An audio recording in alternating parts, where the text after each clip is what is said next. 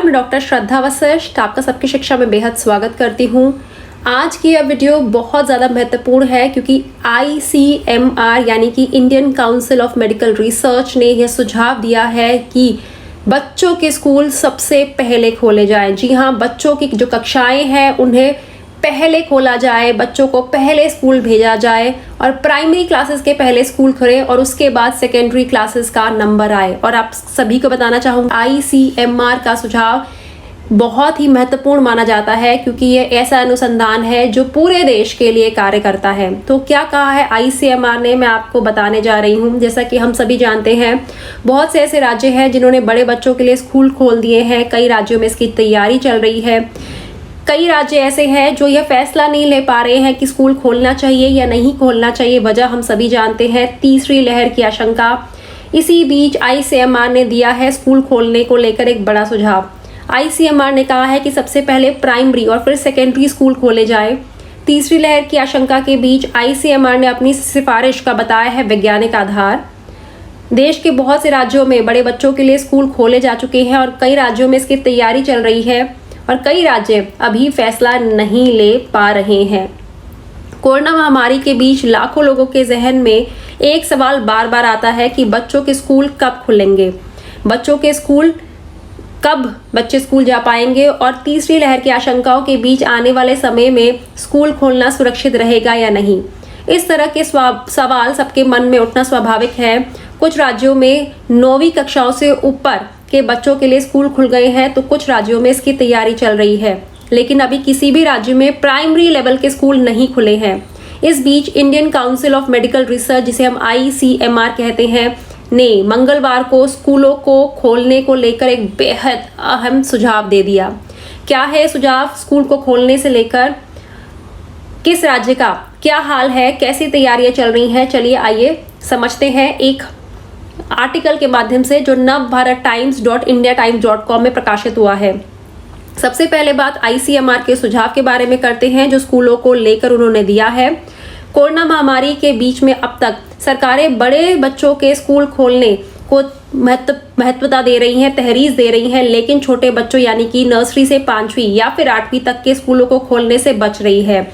लेकिन ICMR की राय इससे बिल्कुल उलट है। ICMR ने कहा कि कुछ एहतियात के साथ सबसे पहले प्राइमरी स्कूल खोले जाए और फिर सेकेंडरी स्कूल खोले जाने चाहिए। हालांकि ये फैसला जिला और राज्य स्तर पर लिया जाएगा और कई फैक्टर्स पर निर्भर करेगा। लेकिन ऐसा क्यों कहा ICMR ने कि छोटे बच्चों के स्कूल पहले खोले जाएं, छोटी कक्षाओं को पहले स्कूल बुलाया जाए?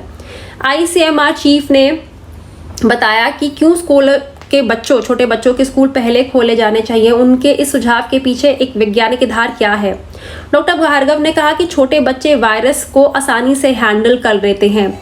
उनके लंग्स में वह रिसेप्टर कम होते हैं जहां वायरस होता है। एक सर्वे किया गया था जिसका नाम सीरो सर्वे है। उसमें देखा गया कि 6 से 9 साल तक के लगभग बच्चों में उतनी एंटीबॉडीज हैं जितनी बड़ों में होती हैं। डॉक्टर भार्गव ने कहा कि यूरोप जिसे हम कहते हैं कि कई देशों में प्राइमरी स्कूल बंद ही नहीं किए गए हैं।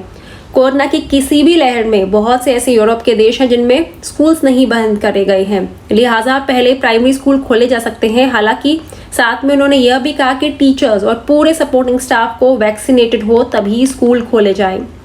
एम्स डायरेक्टर गुलेरिया भी दे चुके हैं स्कूल खोलने का सुझाव। जी हाँ, हम सभी जानते हैं एम्स के डॉक्टर रणदीप गुलेरिया के बारे में। उन्होंने भी कहा था पिछले महीने ही कि स्कूल को खोलना चाहिए। उन्होंने इसकी हिमायत की थी। उन्होंने कहा था कि बच्चों को कोरोना का खतरा ज़्यादा नहीं होता, लिहाजा स्कूल खोले जा सकते हैं।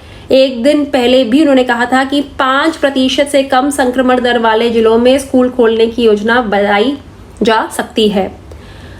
मंगलवार को एक चौथे सीरो सर्वे के नतीजे भी आ गए। देश भर के 70 जिलों में सर्वे किया गया जिसके मुताबिक 2/3 से ज्यादा आबादी में कोरोना के खिलाफ एंटीबॉडीज पाई गई, 2/3 से ज्यादा। 6 से 9 साल के बच्चों में 57.2% में एंटीबॉडी मिली, जबकि 10 से 17 साल के बच्चों में 61.6% में कोरोना के खिलाफ एंटीबॉडी पाई गई। इसका मतलब है कि बड़ी तादाद में बच्चे कोरोना से संक्रमित होकर ठीक भी हो चुके हैं और अभी उनके परिवार में इसके खिलाफ इम्यूनिटी मौजूद है और यह बात उम्मीद जगाने वाली है। लेकिन ज़रूरत है कुछ एहतियात बरतने की, कुछ सावधानियों का ध्यान रखने की। देश में कोरोना की दूसरी लहर तो मंदी पड़ गई है, लेकिन तीसरी लहर की आशंका भी सता रही है। एक्सपर्ट्स ये कह रहे हैं कि कोरोना की तीसरी लहर आएगी, ज़रूर आएगी, बस टाइमिंग के बारे में कुछ भी निश्चित तौर पर नहीं कहा जा सकता। सीरो प्रिवेलेंस का एक शुभ संकेत ये ज़रूर है, लेकिन जिस तरीके से वायरस के नए वेरिएंट ठीक हो चुके लोगों जिन्होंने वैक्सीन भी लगा ली है उनको अपनी चपेट में ले लिया है, इसे देखते काफ़ी एहतियात और सोच विचार के बाद ही स्कूल को खोला जाना चाहिए। यही वजह है बहुत से राज्य प्राइमरी और जूनियर स्कूलों को खोलने से हिचक रहे हैं। चलिए अब जानते हैं उन राज्यों के बारे में जहां स्कूल खोले जा चुके हैं। महाराष्ट्र के ग्रामीण इलाकों में 15 जुलाई से 18 से 12वीं तक के स्कूल खोले जा चुके हैं। हरियाणा में जुलाई से 9वीं से 12वीं तक के स्कूल खोले जा चुके हैं और 23 जुलाई से 6ठी से 8वीं तक के स्कूल भी खोलने की तैयारियां हो रही हैं। गुजरात में 15 जुलाई से 12वीं के छात्रों के लिए स्कूल खुल चुके हैं। बिहार में 12 जुलाई से 11वीं और 12वीं के छात्रों के लिए स्कूल खोले जा चुके हैं।